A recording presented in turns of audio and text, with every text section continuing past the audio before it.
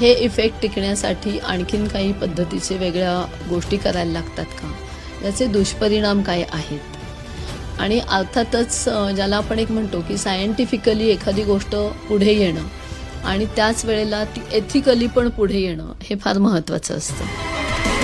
त्यामुळं आमच्या पडताळणीत काय सत्य समोर आलं पहा।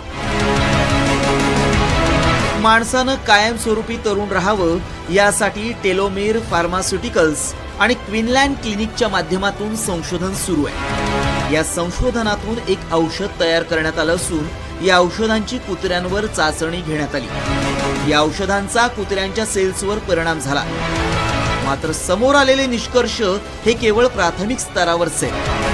माणसांच्या बाबतीत बोलायचं झाल्यास असा कोणताही प्रयोग करण्यात आलेला नाही। त्यामुळं आमच्या पडताळणीत माणसाला तरुण करणारी गोळी तयार झाल्याचा दावा